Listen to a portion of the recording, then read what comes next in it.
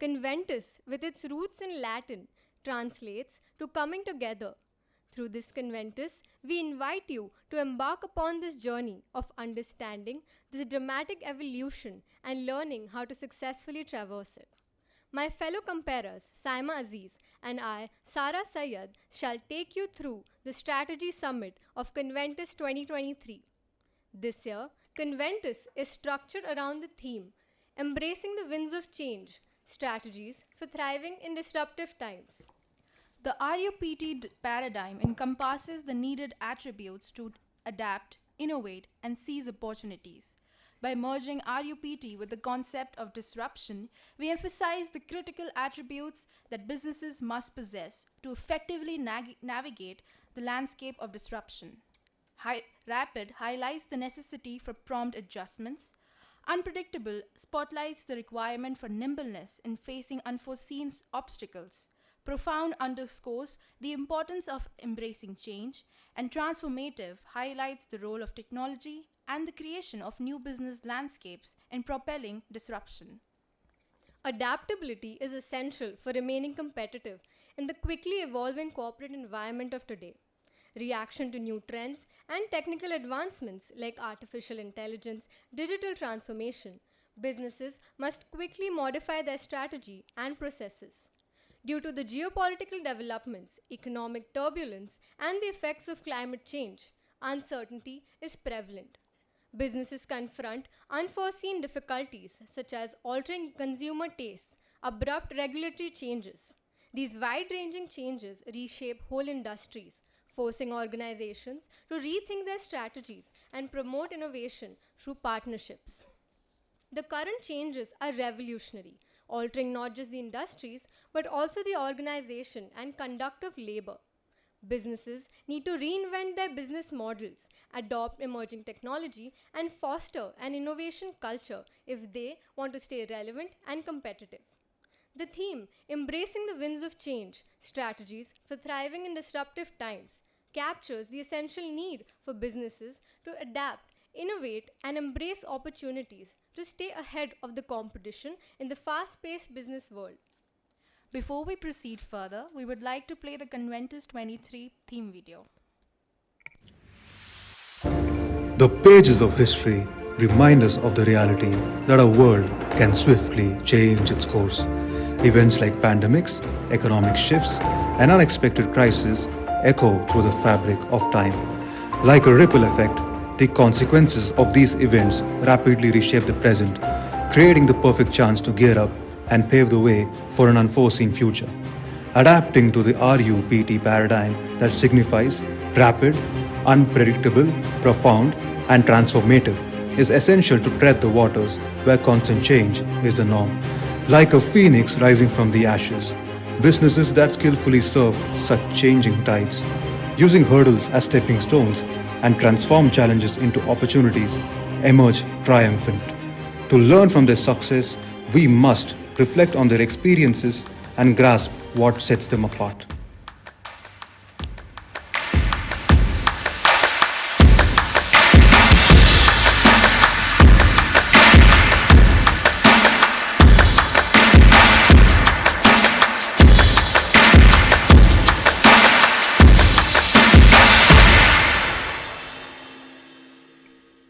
As we begin the session, we would like to give a brief introduction of our distinguished panelists.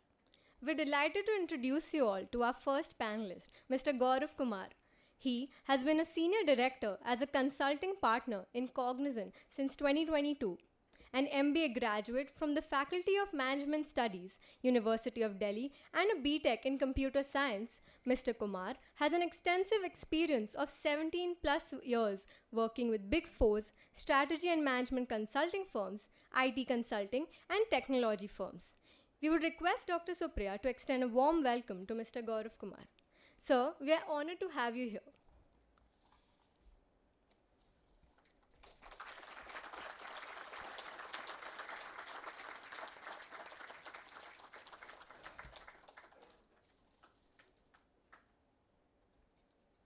It is a privilege to introduce our next panelist, Mr. Atul Monga.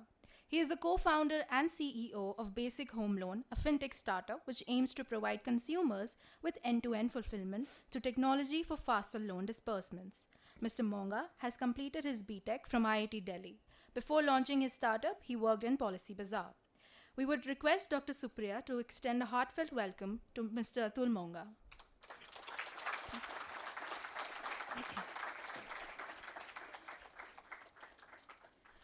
Sir, we feel privileged to have you here with us today. We're honored to announce you our next speaker, Mr. Pranjal Parihar. Sir is the Vice President Commercial Banking at HSBC.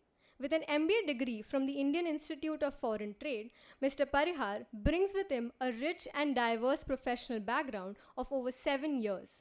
Apart from academic pursuits, Sir has consistently demonstrated a passion for sports, achieving numerous accolades in karate, basketball, and cricket.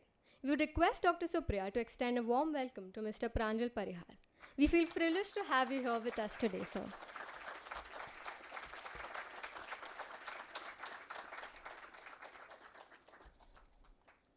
It is a privilege to introduce you all to our next speaker, Mr. Rahul Goswami, Head of Marketing and Deputy General Manager at HCL Tech. His strategic mindset with which he transforms and accentuates growth strategy at HCL stands at a remarkable stance. He is also an avid writer and likes to write columns and articles for various media publications in the areas of sales effectiveness, technology, and business marketing. Additionally, he is a member of the Academy of American Poets and loves to explore his poetic writings to drive creative transformations in his works. We kindly invite Dr. Supriya to offer a heartfelt greeting to Mr. Rahul Goswami.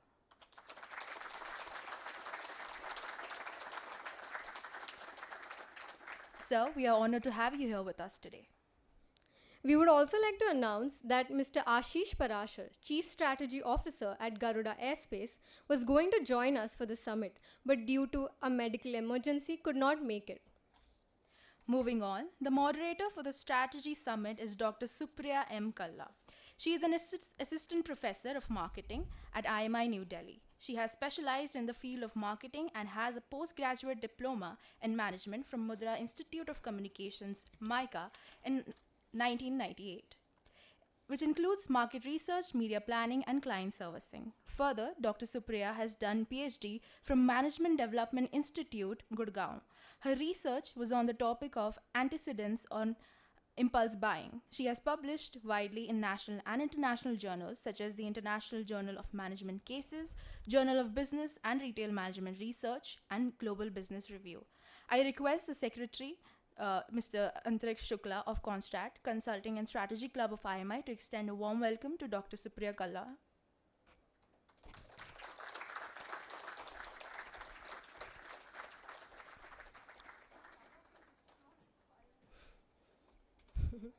We welcome you, ma'am.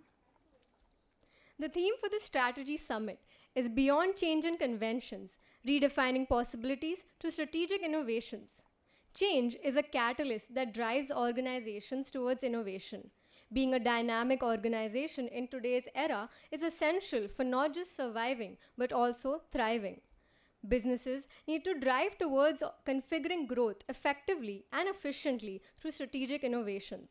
By judiciously investing and empowering the vast landscape of opportunities, businesses can take undue advantage and develop differentiation for their operations. Strategy is a driving force that can make or break any organization. Bringing in strategic innovation, especially at a time when the business landscape and market trends are ever changing, becomes undeniably important. We would now like to play the video for the Strategy Summit, which visually encompasses the theme.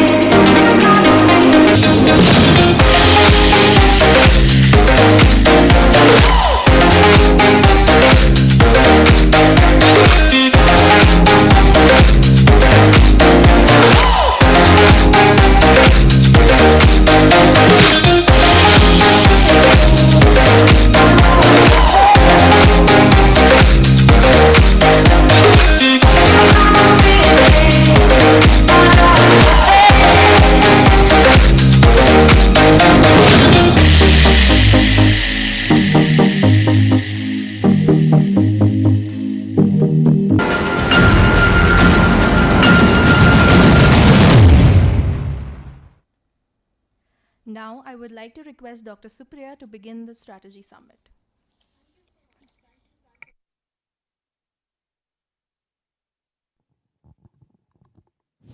Yeah, now it's working. Thank you. Welcome, speakers. We had a brief conversation inside, but the real conversation starts now. And you've been introduced to the idea of change so much, so let me just take on that further. What I feel is that we are living through terrific times wherein you have to be confident in the prospect of what you do not yet know. So that is how the times have become, and progressive opportunities in all areas define this at this point in time. So I'd like to start our discussion, and I'll definitely move into other areas, but start with a very basic thing, as in conditions that are most suited to encourage innovation in the organizations. This is something which all of you have been dealing with, so anybody would wish to start on this. Conditions that encourage innovation. Hello. First of all, good afternoon, everyone. So before I even start answering this, and this topic is about strategic innovation, right? Can this be made more interactive? Is this okay, or we just need to be like? We can definitely make it as interactive as we can. Okay. Can anyone help me first define the difference between strategy and innovation? Anyone from this group? I didn't mean interactive in this way, because Okay. these students are not ready with all the knowledge All of this right okay, now. got it. So interactive from the sense of, I thought. Okay, makes sense. So first of all, let me answer this. I'm sorry. In fact, I have to answer this now. So I need to know the answer also in that case. So how I see things happening is, you can't do innovation without having a strategy in place. Because if your innovation is without any strategy, it is mostly ad hoc, which is what we don't want to do. So hence, for any organization to thrive on innovation, I think there are 4 things that I think are very, very important. One is obviously the culture of the organization. Culture is not anything intangible. Culture is a place wherein you are motivated to think differently than others. And you're not penalized. You're not penalized in a sense that when you suggest something which is tangential to what you do or what your organization does, you should be welcomed.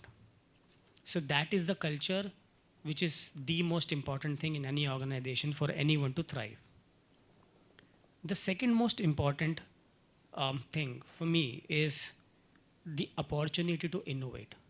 So even if there is a culture that allows you to think differently, there has to be processes in place to enable you to innovate. You can't innovate without having those enablement functions. Those could be hackathons, forums, events, budgets to help you innovate. If you can't do that as an organization, then no matter how good your culture is and how much you want to promote innovation, it won't happen. Right? The third thing for me in any organization to promote innovation is basically the ability to hire people with diverse backgrounds. And this is very important, and this is, I think, a top of the agenda for many firms today. Everyone is talking about diversity and inclusion in many ways. It is not about having gender parity in terms of having equal number of men and women in the firm. It is about having people from different diverse cultures, backgrounds, so that as an organization, we bring in diverse perspectives to grow that innovation quotient in the firm. I think that is another important fulcrum for any organization to innovate. With these 3 things in place, the last thing which I think is an important factor in anyone innovating is the reward mechanism. I tell you an example. The culture is fantastic. It allows me to think differently. There are events, there are forums for me to innovate. There are a diverse set of people sitting in the company who can think differently and hence innovate. But there is no reward, right? If there is no reward, we as humans do not tend to digress from our routine jobs, right? And if we do not want to digress because there is no reward recognition system in place, we'll probably go back to our desk and do what we are supposed to do and earn for what we are supposed to earn. So these are the 4 things which I believe are very important for innovation to thrive in any organization. Very interesting words, Gaurav. Especially the reward one. It's it sounds so interesting that it should be there everywhere in all organizations for things to move forward. Can I have views from other panel members? Is it working? Yeah. So I would just like to add another point. I think he covered actually everything. So data, tools that enable the data that we have available. Okay, innovation, how it happens, right? The process. Okay, we are motivated to do the innovation. We are getting the rewards and everything. We have diverse background, and people are putting in the efforts. But exactly what are the tools available by the organization to enable us to actually achieve that, right?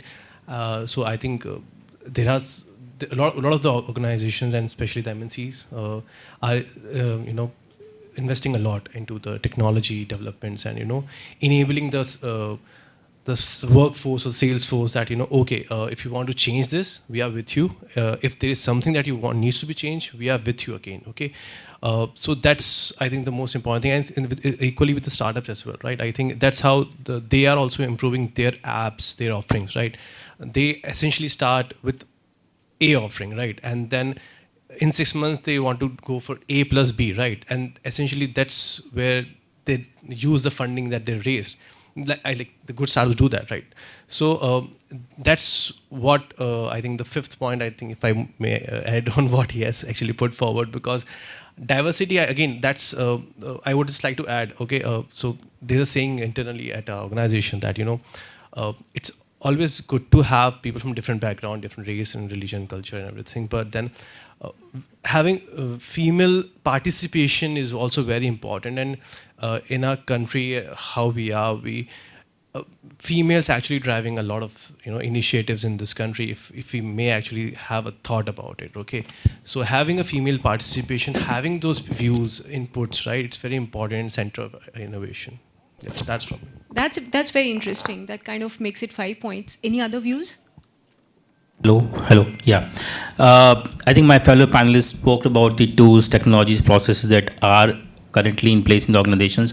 The view that I want to bring forth is more from the human angle, more from the psychological standpoint, that the fear of not knowing things is something that you have to overcome, and you have to get comfortable in your skin that even if I don't know anything today, it will not stop me doing something remarkable in the future, right? So that's how. So that's the seed that actually is the premise of doing something differently or bringing a change for innovation in the organizations. And if the organizations support that kind of psychology or support that kind of endeavor, I think that's where the playground becomes for the innovation. So and it's not only for the enterprise, not only for the organizations, it's for your own personal growth as well. So if you don't get comfortable in the comfort zone, or if you have that yen to kind of come out of the comfort zone, then you will be able to kind of tackle or be ready to drive some innovations in the in your personal life as well as professional life. So I think because the stakeholders will create or will enable tools for you, technologies for you, processes for you, but if you don't have zeal from inside that I have to come out of that comfort zone, then I think nobody can stop you. So that's very interesting. Yes, Mr. Atul. Okay, I'm audible. Yeah. So I think most of the points are covered, but I would like to add one thing. See, I think for the innovation, there is a very beautiful sentence in English that need is the mother of innovation. So every company should find that need, and that need is defined in their vision. So I believe, see, I run a startup, so from day one we were clear that we want to digitize home loans, as simple as this. That people sitting at home in single click should get loans. So You need to define that need, and now you have a clear path where you have to go. And we were discussing this, before this, that you might find 100 problems in that path. So you don't have to solve all the 100 problems. Start with the first 2, 3. People will come join you. They will agree to your vision, and that's how a team is made, and that's how you reach your final destination. No founder or no innovator in this world would have solved all the problems for his company himself. It's the team which solved. They would have solved the first few problems. If I see in Indian context also, for all the major maybe startups, I'll say, think about Paytm. They were just a mobile recharge company. Good people joined, now they're a fintech company. Flipkart, they were just delivering books. People joined, they are now a full-fledged marketplace. So you have to, but they had that vision that we have to reach there. So that vision is so think big. That's what I'll say, that you should have that vision that I have to reach here. Either will reach there or will perish. But it's not about it's not about earning money. It's about building a business. These are two different things. That's why I think all the startups that actually get born, they're born out of the ability of not fearing from anything. They have that risk-taking ability. They have that courage to go in unknown charters, right? So that actually and that actually propel them to create the innovation in their ecosystem and then thrive from there. So I think that's something which startups are classical example of innovation. Yes. There's something not that right about... it's okay. So just to summarize, I'll say that the company should know the problem which they're trying to solve.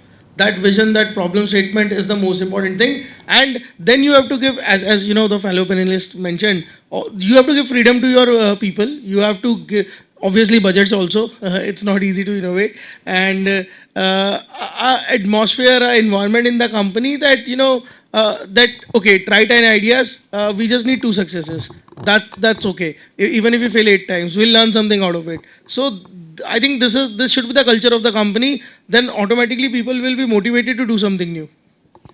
There is another interesting concept which I've recently come across and have been thinking about it, and I want your views on it. Redefinition of business as a means of innovation. Like Apple has recently done it. They define their business as supplying user friendliness. That's how they define their business. So redefinition of business as a means of innovation, as a means of innovating. What's your view on that? So like the organization that I'm part of, so essentially we also did that same thing. The plans are to transition to a net zero kind of a thing. So all our strategies, all our innovations are towards that direction, right? Okay. So essentially, like Adul mentioned, that your vision statements and the mission statements that we read about, essentially this is where it's important. You've identified that this is where we want to go. This is exactly how we want to operate, and this is how we'll be operating. Okay, now all our strategies, all our efforts are towards that direction. So for example, then now the bank knows, or we know that okay, sustainable financing is something that we need to do. So we need to, if a company has equal number of men and women employed, okay, this is something that we want to be associated with. We don't want to be associated with somebody who's doing oil and gas extraction kind of work. We want to be associated with somebody who's doing solar energy, right? So it gives a clarity to somebody working in that organization. Okay, what exactly is the direction that my innovation should be coming in, right? So it can be I am running in all the directions. So essentially that's what the redefining of the... That's pretty interesting. Yeah. I think you're getting in that direction. Yes, Atul, please go ahead.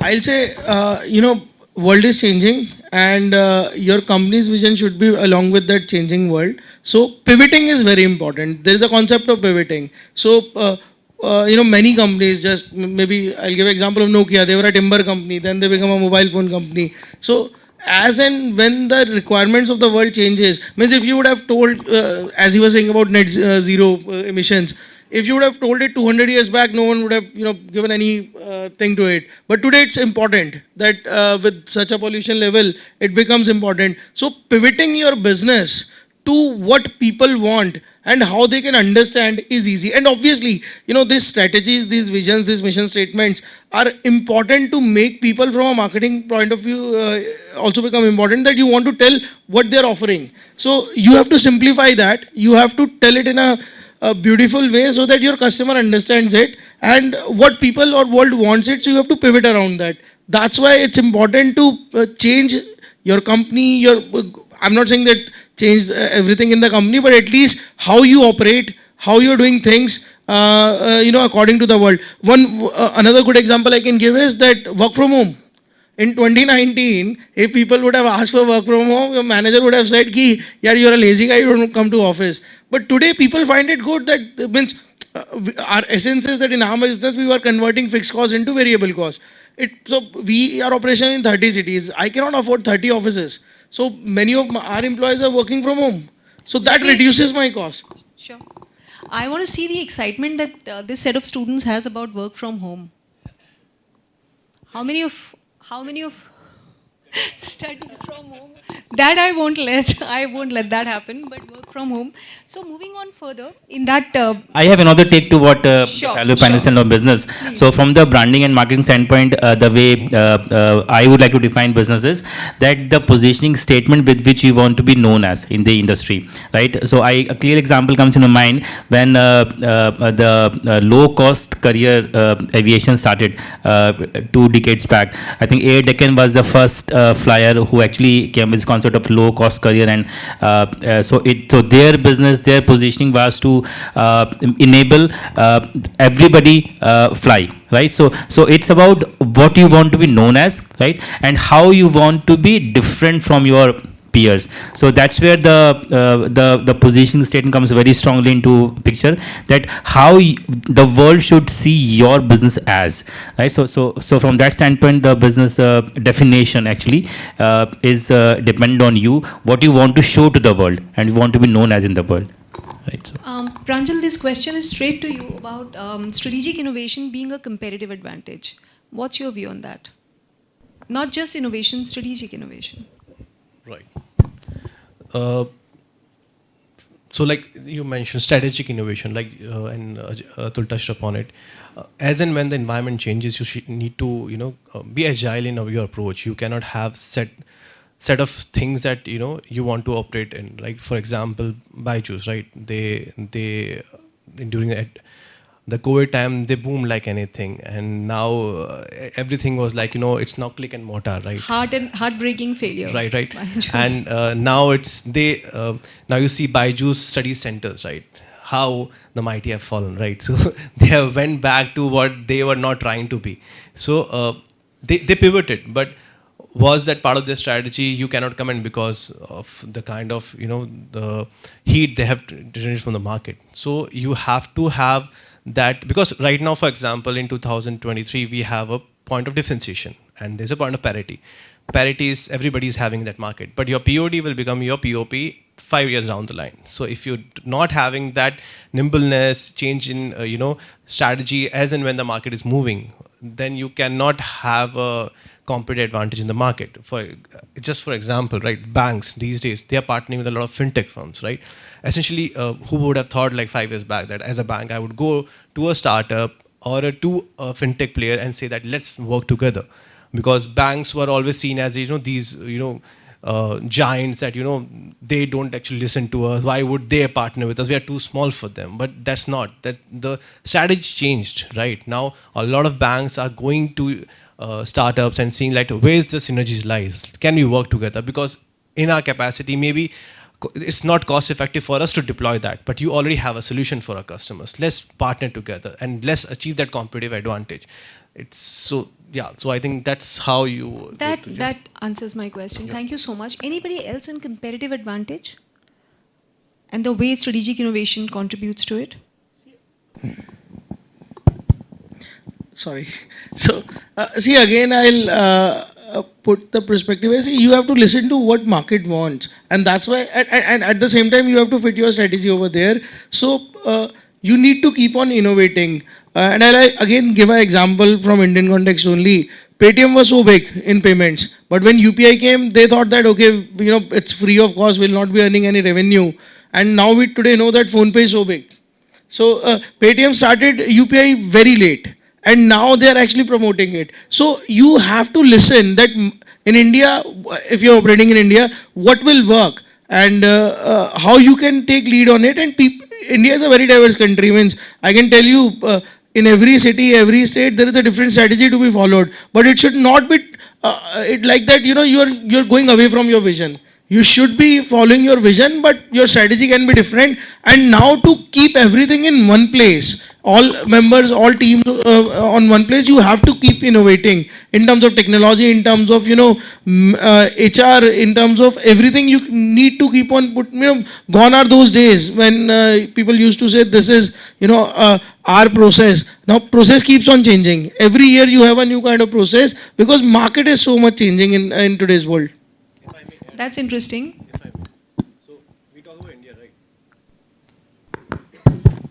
We talk about India, right? So from north to south, company strategies change. From east to west, it change, right? So if you are targeting northeastern markets, the things that are happening in northeastern states are different from what's happening in Delhi or Bombay. The choices are different by the customers. He would know more actually, right? Because he operates in 30 cities, right? How people have different requirements, needs, aspirations. They are different, right? So you cannot have one strategy as well for one nation. So, and that's how you get a competitive advantage. For example, a bank, in a metro city, a different product or different kind of a service is required, different workforce is required, right? But for example, if I'm in a northeastern side of a state or south state, I need somebody who is from the ground, right, to connect with those people. Maybe if I'm there, I'm not able to connect to the people, right? So because that's how the people change. That's the mindset change in the customers also. So you need to understand your customers also to gain that competitive advantage also. Now that we are discussing money, we have some more questions for our money man. We'll bother our marketing people later. What's your view on Bharat Pay? What's happening to Bharat Pay? It's a unicorn that most of us know. Yeah. So I think that by the way, some of the senior members of Bharat Pay are our angel investors. So I'm supposed to say good things. It's absolutely okay. Yeah. Okay. So idea is simple. I think they did something good. They were the first one to introduce that micro loans to thela walas and all. If you come to Gurgaon sector 44 where we operate, there are a lot of eateries on thelas over there. All our customers of Bharat Pay. They take daily cash kind of loans over there. So the problem was, and again teams are very important. There was a conflict in the team, and now because of this internal conflict, everything went down. If you check our old ages also, Mahabharat, Hastinapur was doing good. It was just a fight between two set of brothers, and everything went down. So I believe as a product, as a company, they built something really good, and they were the first fintech to buy a HFC, a bank. When they bought PMC Bank, and Unity Small Finance Bank is with them now. But and I think these are short-term headwinds. They will find good management, and eventually they will sail out of it. Yeah. It happens in every company, I believe. You're absolutely safe, Atul. Thank you. So essentially, all good words. Yes. Yeah. It's more of a governance issue, right? So it's just that, and I was discussing this prior to this as well. Bharat Pay, like he mentioned, for me it was a sales company. Okay, they actually for 2-3 years they did so much sales and collected so much data that they could actually offer the small micro ticket size loans, and the plans were to maybe take it forward. But because of governance issues and the ability to innovate, like what we're talking about, right? The ability to gain that competitive advantage, actually it was lost, because while they are getting their house in order, other players in the market are actually gaining advantage, gaining that market share which has been left untouched or unserved, right? So this is what happened with Bharat Pay, and like he's saying, future is bright, but I'm not too convinced on that. I'm still not sure on the unicorn status of that. Another thing to that, there's a saying that what stays in California stays in California, right? So what stays in boardroom should stay in boardroom, but that didn't get complied in Bharat Pay, and people were washing their dirty linens in the industry, and that led to their own downfall. So I think, and I think that's why when I remember the case, Ashni was in the court, and there was a lawyer from I think one of the stakeholders of the court said that you guys are just getting more and more into gutter, so please clean up your gutter. So So I think, yes, rightly said, governance issues, and that's why a lot of subjects are taught on the topic of corporate governance. And we have legal teams established in the industry, in the enterprises, to take care of. There is no fallout from the governance, so it's important. So we just, yeah, sorry. Just a last point I'll add over there. See, I totally agree that governance and these things should be there, and there is no question about it. But you know, if you see from an entrepreneur's mindset, the person who has started a company, there are tens of things to do. So what happens is that you by mistake ignore few things which come up in future as big, setback to your company. So ideally, I would expect that you come clean, say that yeah, shit has happened, and we'll move on, rather than just supporting it and fighting internally with the team. I'm sure, means I'll not say that someone is guilty over there or not, but if something has happened, people can come over there and face it. But instead of going and fighting with each other, and these things happen. But I think it's more to do with the kind of business BharatPe is running. I'm pretty sure something similar is happening in Byju's, but it's an edtech firm. BharatPe is more of fintech and kind of an NBFC, right? And regulations and regulatory bodies oversee a lot, very hard and stringent on this LOB, right? So I think essentially that's why it came out in the public. It couldn't be under wrap. Now that we're so happily discussing a failure, let's just quickly discuss a success, Zerodha. Yeah. So by the way, And the strategy that's Zerodha, played. Nikhil Kamath is also our shareholder. So let's hear all positive stuff. Yeah, Zerodha is a fantastic company. Nikhil himself is a great guy, so he supports it a lot. And Zerodha innovated. Means they found a simple technology at NSE, and then and the best part is it's all word of mouth. It's not like other startups that they paid so much money in marketing and all. And when I got to know about Zerodha back in 2016, and I was using Sharekhan at that time. It's a good habit, means invest in shares for long term. So when I saw the interface, I was like, it's so easy, because for Sharekhan, you have to go to website, there is all black screen, there is a button over there, you have to find things. But when I saw their interface, it was so clean. Means the right information was there and everything was digital. So this is innovation. Means although Sharekhan was such an old company, if they would have innovated with those APIs, they could have beaten Zerodha way back. That's very well said. Anybody else on Zerodha? I think they were also at the right place at the right time, I think, because...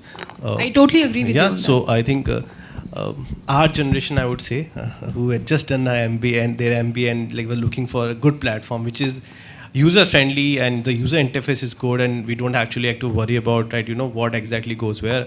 Zerodha had a very clean look to it, right? And that's why I think a lot of startups which we see these days have a very clean look to their apps, and it helps, right? It helps if you have two options, right? If you have something which has so many options and you're lost, right? कि यार मुझे shares कहाँ से actually खरीदने हैं, मुझे बता दे कोई यहाँ button कौन सा दबाना है, right? And there you have everything, and I think they invested a lot on training also, and learning and development of people who are actually buying stocks from them.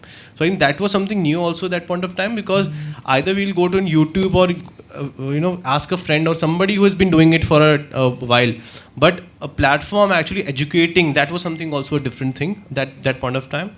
So yeah, that's getting my marketing people into action now. Like we've been discussing, these guys who are doing new stuff in the area of finance, there are certain companies which tried massive innovations in marketing. For instance, you have people like Blinkit. What's your view? Are they here to get bigger and as we go forward, or see my take on, and I will start with or it was just a lockdown phenomena? I will start with the concept of innovation first, Supriya. See, the success of a innovation is not measured only in one-way traffic. So the creators who are behind innovation, so you don't look at the success of innovation from their lens itself. It depends upon how the customers, the consumers are perceiving, are seeing basically what you have developed, right? So for example, in the case of Sharekhan versus Zerodha, as the panelist said, that the Sharekhan's UI was very I would say substandard. I'm substandard right word, but yes, compared to Zerodha turned out to be a better platform than Sharekhan, because the consumers who used the Zerodha platform, they found it friendly. They found it easy to use, and they approved, right? So it's not a one way traffic, because the stamp on your innovation comes from the consumers, right? So your question was how. What would you say about the Yeah, so again, astounding success of Blinkit? Blinkit also, so on the same similar lines, Blinkit was found in the realms of COVID, right? So because they found, or they realized the need of delivering things in 5 minutes or 10 minutes, okay, and for the market, like youngsters or people who are frequent buyers of the daily utilities, okay, so they understood this concept, they understood their market well, okay, they understood the need of serving to that market, and through which channel, okay, and in what business environments. If COVID was not there, I'm not sure if we could have seen the genesis of Blinkit, or maybe their business model might have been different, right? So these things, so the innovation success depends upon few parameters. Number one, what is the business reality you are facing, right? What is the business landscape you are operating into, and do you have already established companies in that space, or you are trying to create a early mover advantage, right? So all these factors actually give you to give a belief to yourself that you can try something unique, okay, you can try something innovative which has not been done earlier, right? So that's my take on that. I want to add something. Yes. Yeah, please. I think the concept of early mover advantage no longer exists. Primarily because there used to be a time wherein companies or people who moved in earlier with their concepts, with their novel ideas, used to succeed. Now, as Atul has rightly mentioned, Sher Khan could have done it well. We used to, and I personally used to refer to Investopedia, Sher Khan, for gaining knowledge about stocks, derivatives, and all of that. But now this company has come in and suddenly changed the entire market. Same thing. Any new innovation that you bring in will easily be replicated. You see Blinkit, you have a big basket now, you have say Swiggy, Instamart. There will be many other companies that will jump in and start replicating your business model because it's easier. The point I'm trying to drive here is that it is the constant innovation and having a pulse of the market along with what consumer wants is more important than anything else. Because if you no longer looking at what is the consumer needs and wants, then it will be difficult for you to survive in the market.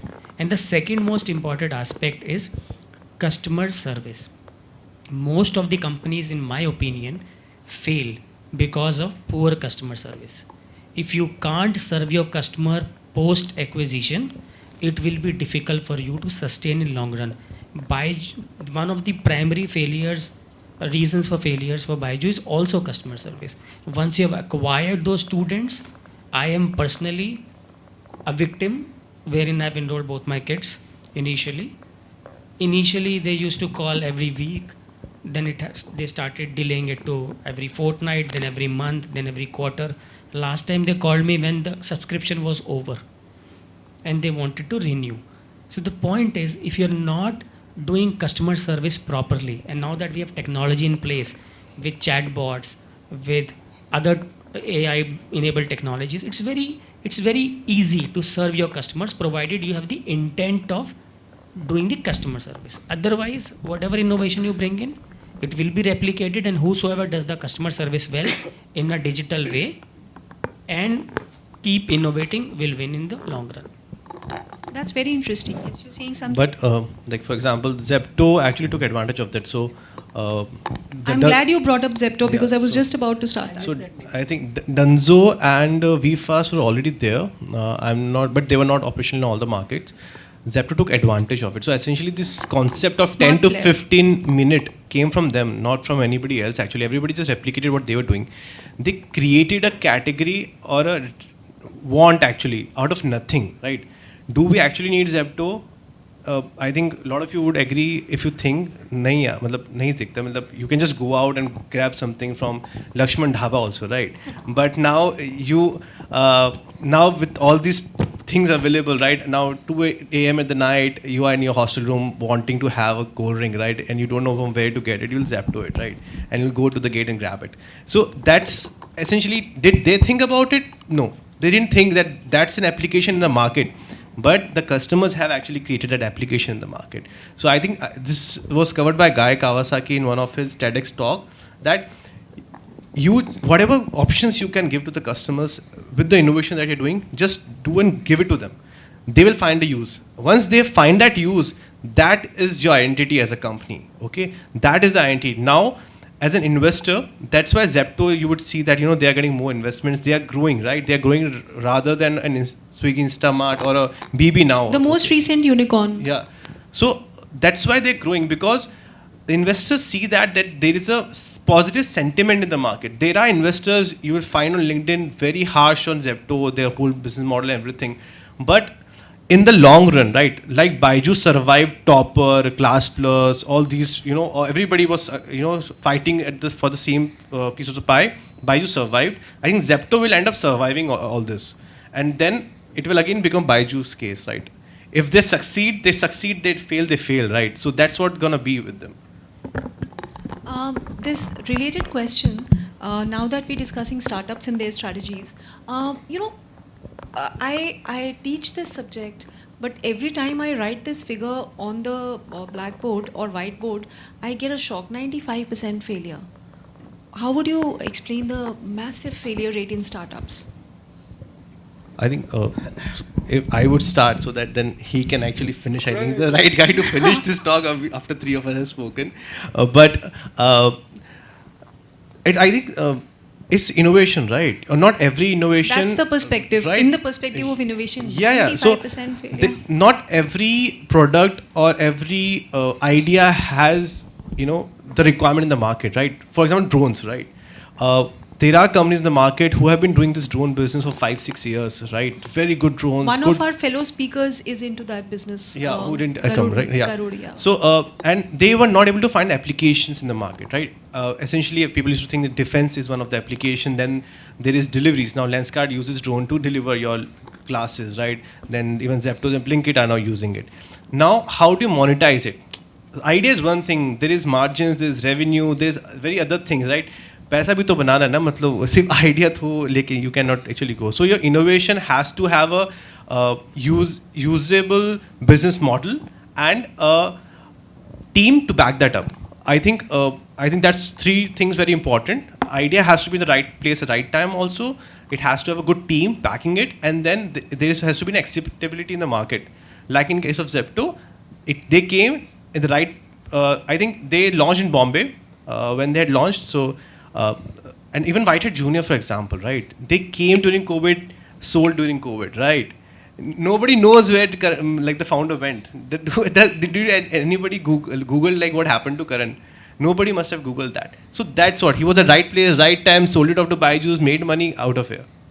So this is, I think that's the best case scenario. Like this is how it should be. Like the 5%, now 5% में 1% वैसा होना चाहिए. बाकी 95% इसलिए होता है because, and obviously the motivation, because they are not self-motivated. Somewhere down the line they think we are not getting acceptability, let's leave it, or maybe get sold off. So they just they just lose the motivation why they started in the first place. So I think that's from my side on that. All right, that's interesting. I just want to add here, see 95% it should be there. The reason is, that's why it is unique. It's like asking why 1 is less than 100. 1 is less, it is less, means you are thinking for that unique thing. If anyone can think about it, then it will not be unique. So otherwise it will become theory, not an experiment. And by definition, experiment means that there will be failure. And you will get one unique thing that will survive. And yeah, this is good that 100 people started, 5 became success. So, but at least 100 tried. You got 100 kind of viewpoints, and now you know that out of this 100, these are the 5 strategies which will work. So that experimentation in itself is commendable, and it will always be less. The reason is they are not making any traditional business. They're trying a new way, and that uniqueness in itself, by definition, I'll say, imparts that it should be a very less percentage which will survive. That's my view about it. I want to add something Yes, here. sure. And I've read it somewhere, so I don't want to take the credit for it. Why 5% succeeds and 95% fail? One, there is a rampant duplication of ideas without a interesting. thought, without any innovation. There are many companies which are just competing because one has done it and the others want to copy it. And the moment they copy it, they become a startup. The second, people want to go fast. They don't want to go far. Right? In a bid to go fast, they forget the fact that there is a purpose behind setting up that startup. There is a vision. Suddenly they start running fast. Everyone wants to become a unicorn tomorrow. Right? They've launched a company today, they want to become a unicorn tomorrow. They are not thinking 10 years down the line, 5 years down the line. And that is not, they want to, I mean, I don't want to generalize it, but it is a rat race. You know that you have to become a unicorn sooner than later. And in a bid to become unicorn, you have forgotten the purpose of setting up a company, which is why it is failing. I think if I may add one more thing, Please. I think two things. First of all, I think from an investor point of view, that what I have been told and known that the second time founders, like the founders who have failed, right, get more funding. Okay, that's like some I read somewhere that they tend to have an experience with them that okay, we have failed, why I failed, whatever I failed, and also these days everybody wants to be founder. Everybody wants to have their own startup. That's not. You should be very honest to yourself. Is it exactly or actually what I want to do or not? I meet a lot of founders these days, and I just ask them, what is your business model? How you gonna do? What's the 5 years down the line? Like he mentioned, what 10 years down the line? Do you want to just scale up and sell it off? You want to scale up and become a unicorn, or you just want to be a bootstrapped? Okay, just keep doing what you're doing because your margins are there. You are making profit. Why you actually want to equity capital in your company? If somebody doesn't categorize you as a unicorn, doesn't mean that you are not a good company to be. So essentially, that's what the thing is, and yeah. So that's from here. That's interesting. But from here, I go on to an interesting area which is very visible right now. We've discussed failures, but then such successful startups like Byju's, which were rocking and rolling at one point in time, are failing now. So, is it something which is something better is coming up, or what's happening? Why do these successful guys, yesterday's successful guys, are shutting shop? So many of them.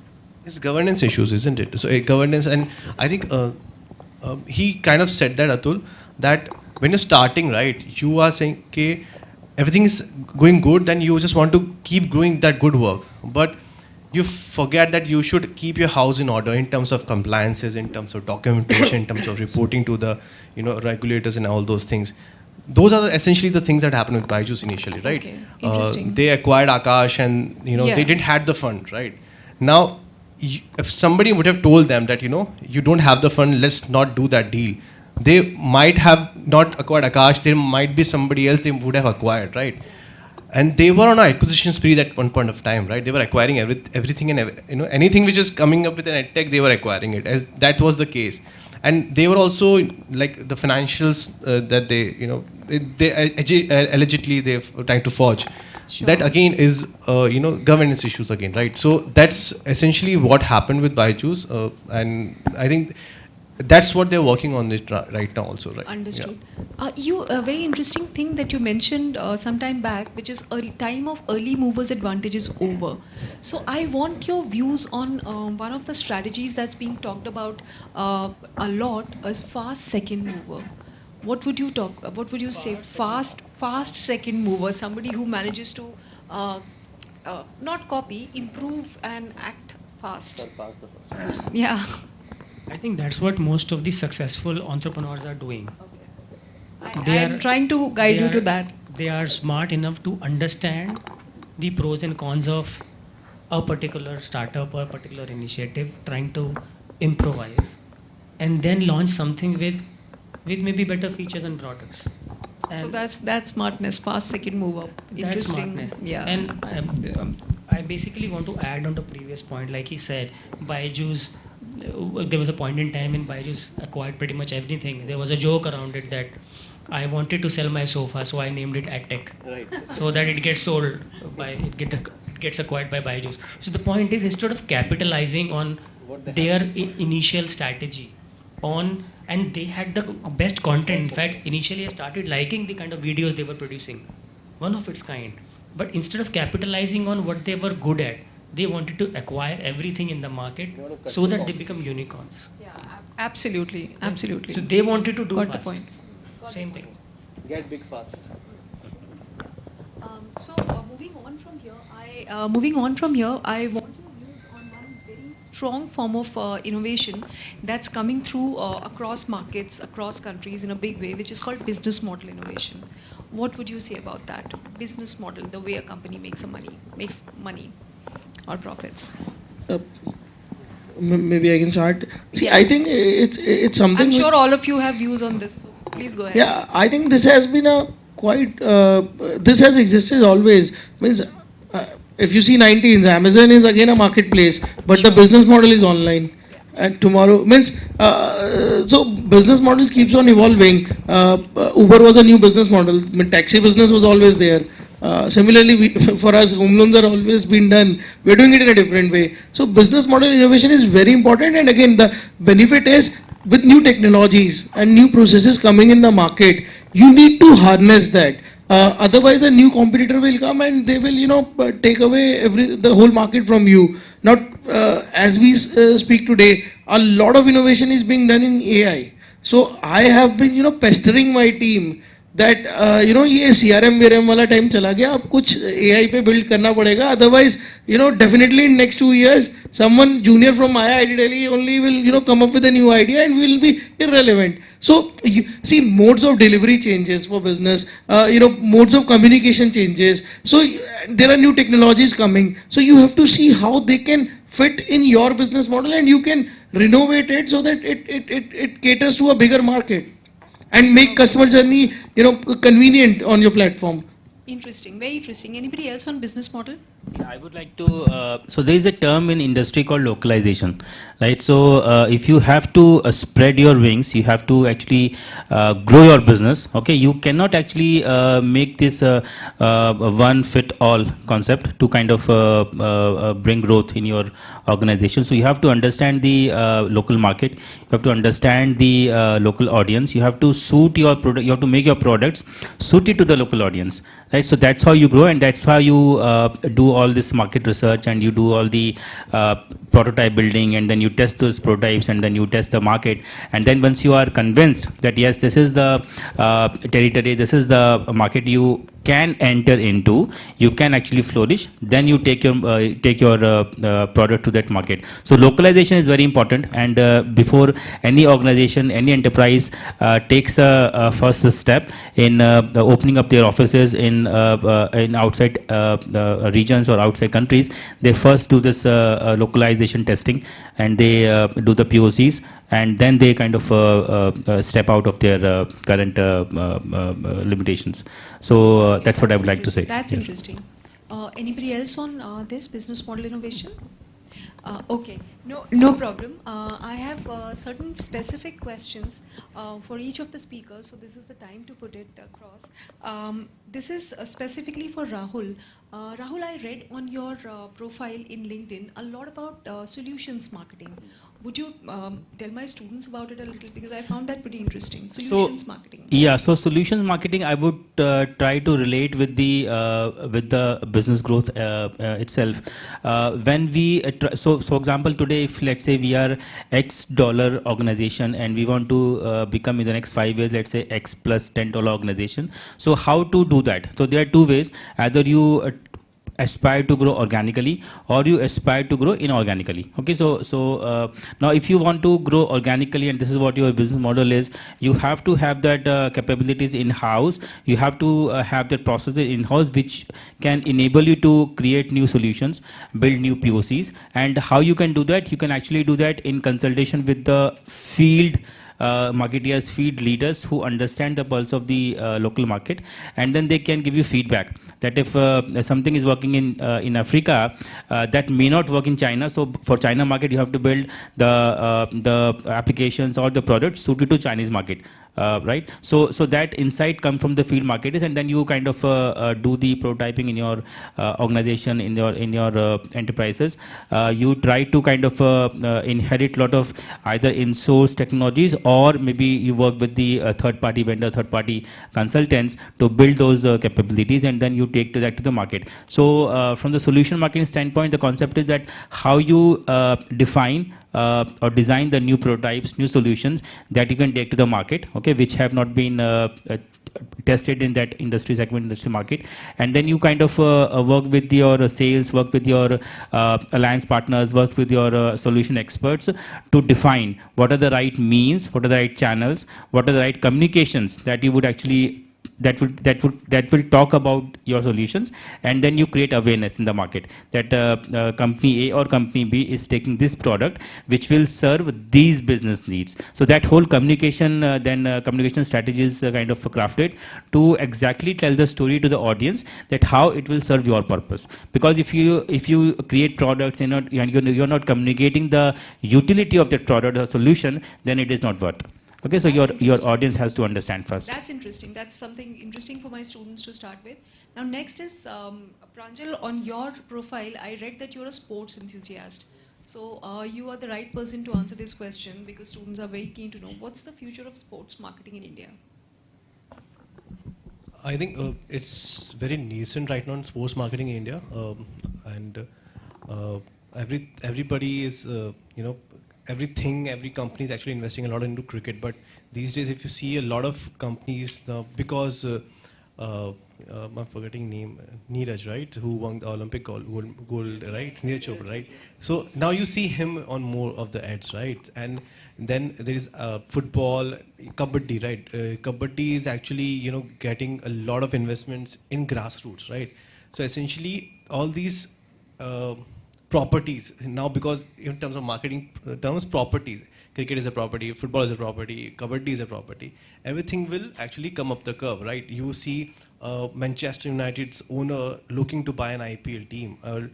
That's the kind of craze cricket has, because that's the kind of numbers, eyeballs it gathers. But once football, other games actually mature, I think you will see more requirement of people who are specialized in those domains. As of now, I think it's very nascent. But yeah, I think content is something people needs, people who have that knowledge, because I think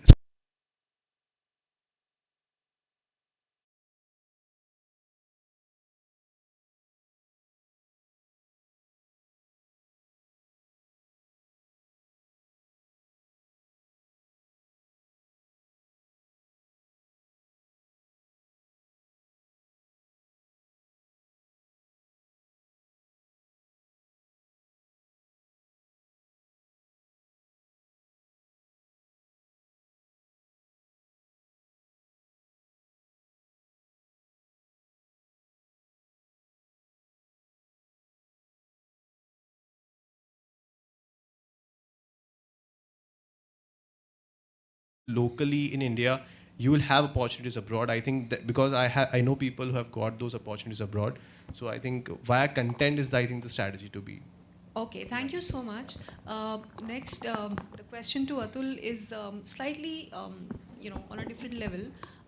Atul is an IIT Delhi pass out and now a finance entrepreneur. So, fintech guy, can I say? So, Entrepreneur will be better. okay. So, what do you think of, what do you say is going to be the future of fintech in India?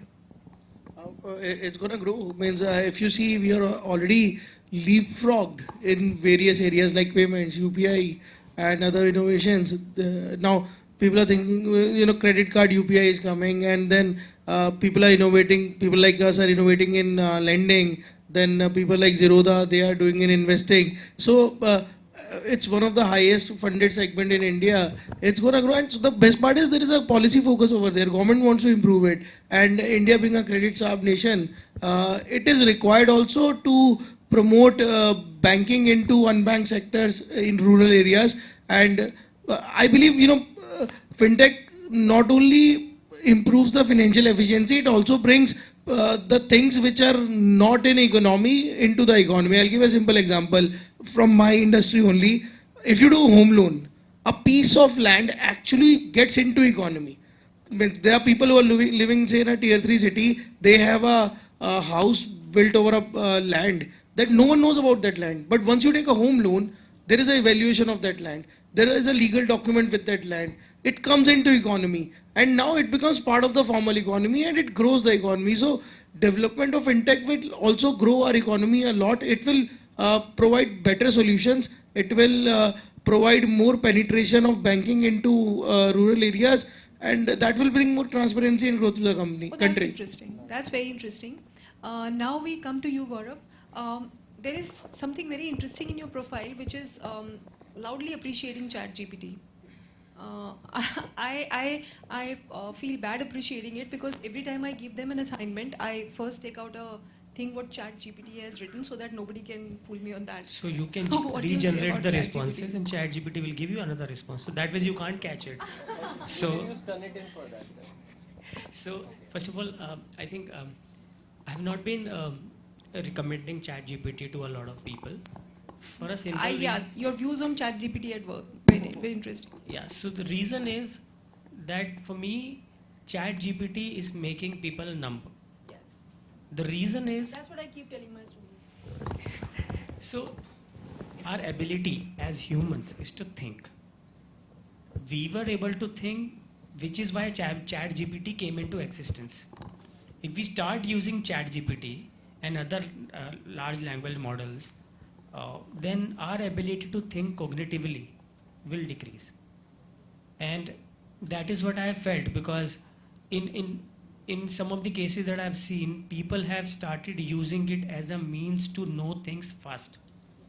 And when you get ready-made material, as I also mentioned on my LinkedIn post, it's like ready-to-eat food. You like it one day, you like it the other day. Try eating Maggie every day for a few years, you will get to know what you are doing to your body. So if you try using ChatGPT every day for everything that you work on, imagine what it will do to your mind. You will stop thinking. And by the way, those companies will benefit. So use it when you think you have a point of view which you want to validate, correlate with ChatGPT or any other tool like that. If you use it as a primary source of knowledge, then I think we as humanity will be doomed. That's what my take is. I really appreciate those words. Thank you. We've Please had an don't copy interesting. assignments. I have a different view on that. We've had an interesting discussion, but I'm sure there are questions that audience has. So let's just throw the floor open for questions before we close the discussion. Yes.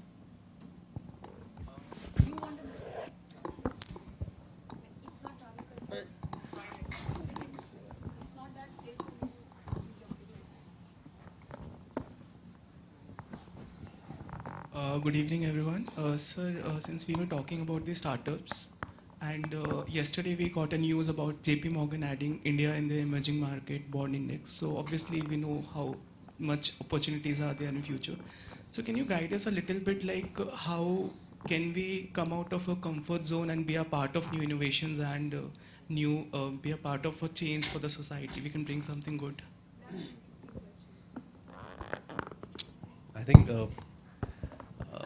interesting question indeed, but if I may, I think where you are, right, have the thought process, everything that you're thinking, the mindset, it should be open, right? It should be open to every kind of information that you're getting in classroom via us. Like my fellow panelists just mentioned, don't share GPT everything, right? So just just keep on learning, right? Right now it's your time to learn, I would say, and be a part of a change that may happen at IMI or an organization that you join, or an organization that you be a trainee at, right? Be a part of the change, okay? Once you are part of any change, even this small, right, you will understand that how much happiness that it gives you and how much learning it gives you, okay? I've been fortunate enough to be a part of change in all my past organizations that I've been part of, right? And some of the companies that I've worked with, and I know the happiness it gives me, right? Once that happiness, that mindset, that thought process develops, then you can look, from yourself. I didn't get your name, sir. Sorry. It's Priyank. Priyank. So Priyank, then you will understand, okay, now Priyank as an individual can effect a catalyst for a change. He can be a catalyst for a change, right? But as of now, you have to be a part of a change. Okay, so I think that's my That's yeah. interesting. That Can I answers the add question, something to yes. your? So Sure, sir. I think what Atul is doing is not easy, right? Having a startup is like getting into a high risk zone, right? It's Absolutely. very easy to say that people are getting into startups and failing, but do you have the appetite to fail? Yes. Do you want to join a startup and prepare to fail, or do you want to join a company where you can like work for 5 years and not even get retrenched? So it's not easy to get into a startup. It's not easy to think. So getting out of comfort zone, as you were talking about, is not easy, especially in case of startups where the data says this failure rate of 95%, right? And that is why you see out of 4 people or 5 people, sitting here, only one is a startup guy. Because it's not easy. Yeah, it,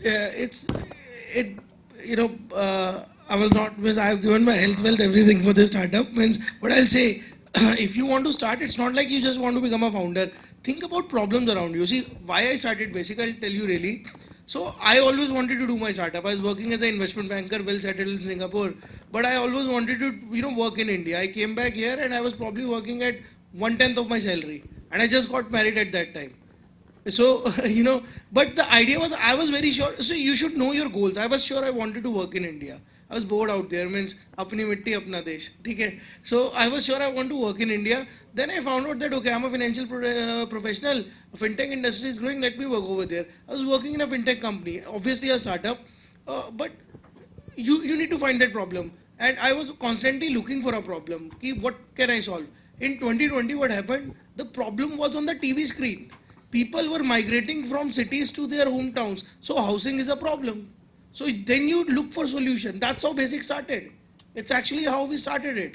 We It's a we very saw this problem. smart starting point that was. Yeah. So you think about problems and then keep on thinking on solution. And if you're convinced that that's the right approach, you just start it. Means, and it's not that difficult. Means I was showing it to someone, and I can show you after this. I got a message. There is a group which I'm part of on WhatsApp. The message was simple. There is a fintech founder, a college dropout. He was running a company for 3 years. It has failed. Anyone would like to hire him. His demand is 80 lakh salary. There was 30 responses. Share CV. A person whose name is not shared. A person who is a college dropout. A person who failed has got 30 messages with a confirmed salary of 80 lakhs. Means, so, the failure will make you better. You will learn a lot. And I can show you that message. I myself put that message to that, ki show me the profile, I want to hire good people. So that's what I'm saying. So it's not always about failure, it's about your conviction. And you are young. I tell people that I started very late. I started when I was around 33, 34. My career has been all, in a reverse. People go for a stable job after trying something. I went from a different, I did it completely in a different way. So idea is that if you believe in something, try it out. Because, with today there are a lot of opportunities. Means even if you try something, you learn, you will get a better job, I'll tell you. And even if you come to any of the startup companies, they will like to hire people who are entrepreneurial, who are problem solving. That's the biggest problem I face on a daily basis. I'm not able to find people. So, yeah. But he mentioned what is from his experience, right? I meet a lot of people like them daily basis. He's part of the 5%, remember that, okay? See, right? 95% I'll just say one thing. See, we are a Series B company. We are not like a unicorn. And that's not our intention also. See, valuations are up and down, keep going. Means the thing is, you should make a sustainable business. Whether your idea is working or not, you think about that. That conviction should be there.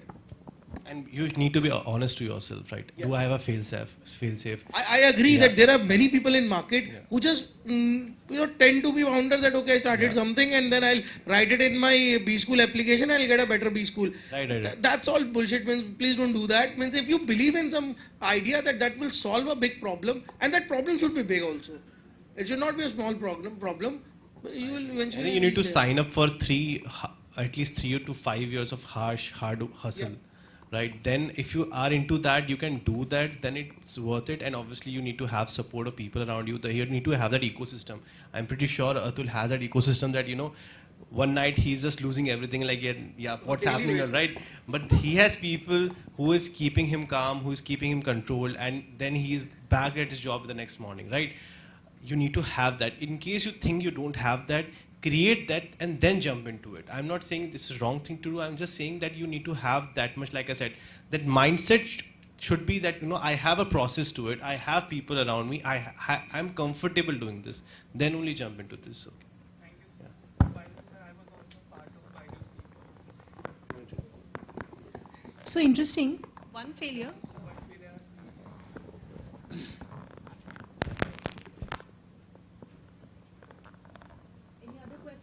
Any other question? Yes, there's a question there.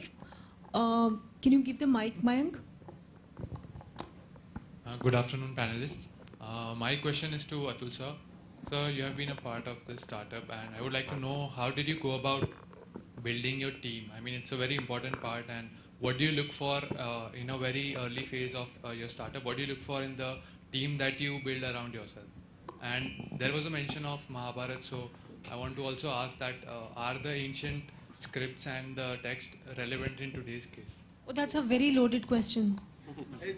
With the current government, yeah. That's a good question. See, I'll say I have been very fortunate when I started my business, because I thought luck helped me a lot. I started during COVID time. So idea I found, then I wanted to have some good co-founders and initial team members with me. So that was the time a lot of layoff was going on.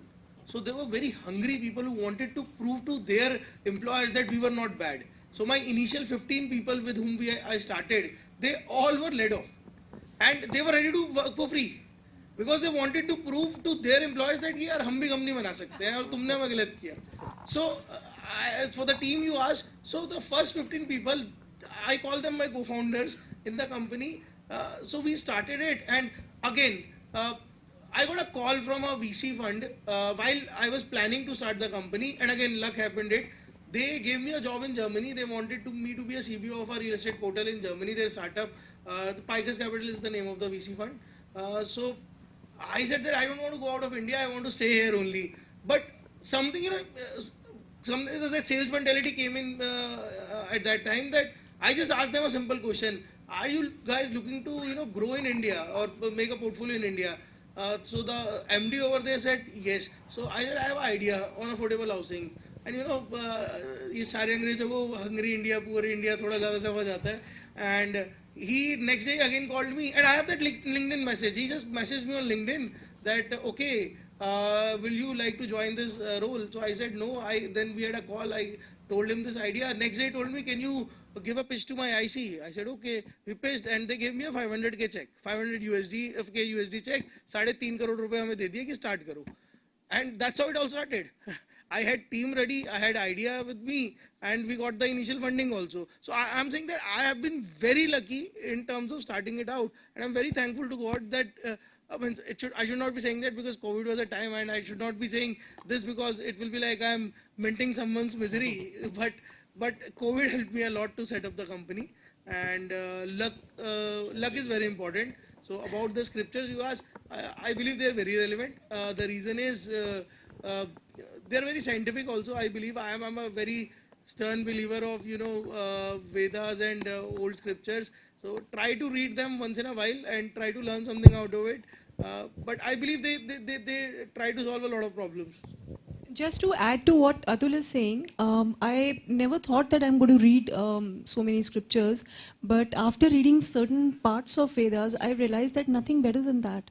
There is very, very good description of everything. You ask, you think of a question, and there is an answer, like that. So it's very strategically written. That's it. Any other question? Any other question? Okay, so I've got an indication that time's up. Yeah. So thank you so much. We've had a very, very insightful discussion. Thanks a lot, speakers. Thanks a lot. Thank you.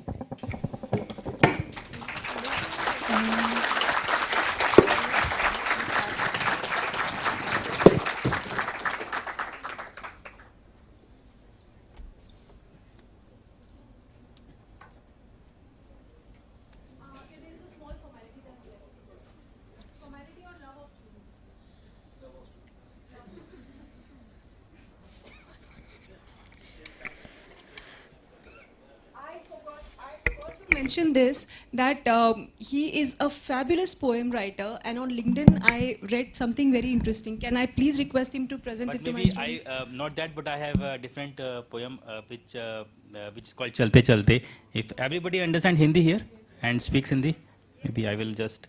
And that is something, the theme of that poem is that don't limit yourself, let your aspirations fly high, and the whole world is waiting for you to succeed. So it's just that you have to remove the internal fears and be bold when you take the first step in your career. Just a second.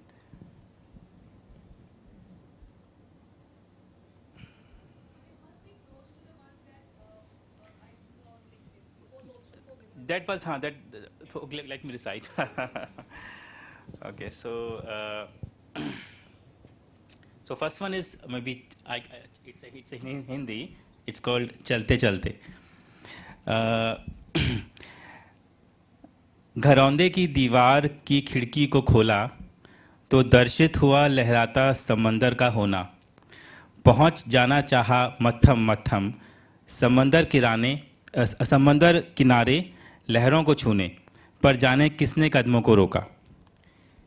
महसूस हुई मुझे भी कमी जब शीत पवन से मुलाकात हुई छूट, सागर किनारे सिंचती हुई माटी से मेरे पैरों का चुंबन हुआ टूट। सीपियाँ चुराने मुझे भी है जाना, उछलती किश्ती में मुझे भी है समाना। उस विलीन होती हुई शाम की चमक से मुझे भी है जाके रोशनी तोड़ लाना। किनारों के तले जो भरी थी भीड़, उसकी मंद मुस्कुराहटें होंगी अब दूर। शाम का है जाना, तारों का है आना, कि अब चांद की चांदनी से होंगी लहरें पूर्ण। ऐ सागर अपनी आँखों को कर मूंद, कि नैनों का नीर थोड़ा नायाब है, कि कल की गुदगुदाती खुशियों के लिए आज मेरे जाने का ही सैलाब है। तुझसे भेंट हो इसका रहेगा दिलासा, तुझसे भेंट हो कि दिल रहेगा प्यासा। नज़रों की टकटकी मुस्कुराएगी तेरी आयु पे, जाता हूँ कि आसमान को तेरे छोर पे लाने का जुनून रहेगा भरपूर हमेशा। So it's like you don't restrict yourself from what is keeping you shackled, but build your wings high for fly. So it's that.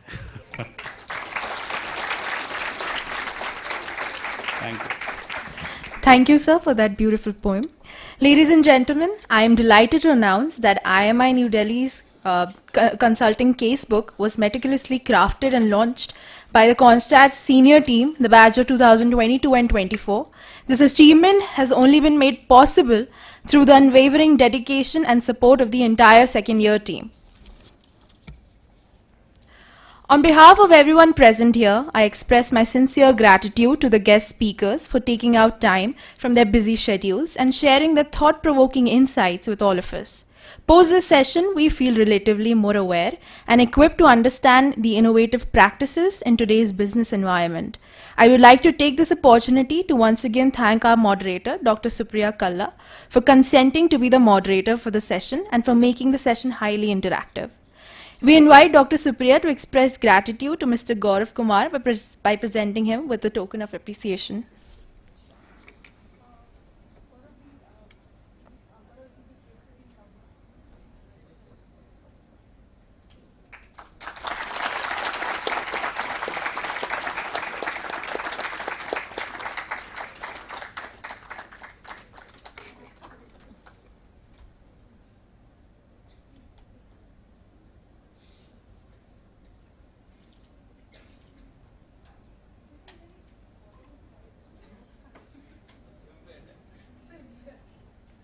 We would like to show our appreciation to Mr. Atul Monga by offering a small gesture of gratitude.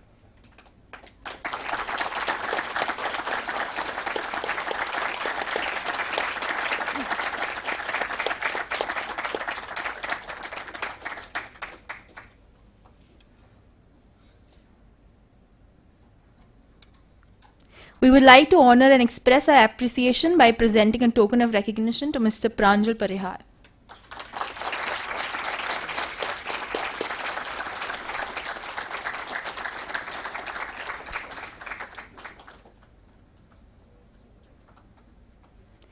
We request Dr. Supriya to felicitate Mr. Rahul Goswami with a token of appreciation.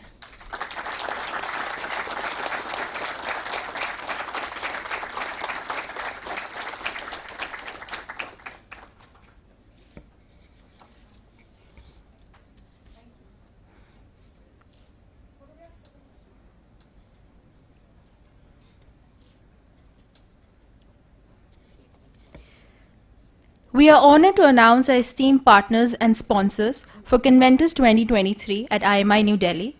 Their support and collaboration have been instrumental in making this event a resounding success. We extend our heartfelt gratitude to Phoenix Global, Recode Studios, RPSG, Fresca, Power Grid Corporation of India, The Hindu, Easy Diner, Silgo Retail Limited, Orient Electric, Business Standard, The Tarzan Way, Sehgal Doors, Safe Express, Bank of India, ICICI Bank, Adda 52, and Madover Donuts. Ladies and gentlemen, with this, we conclude the Strategy Summit.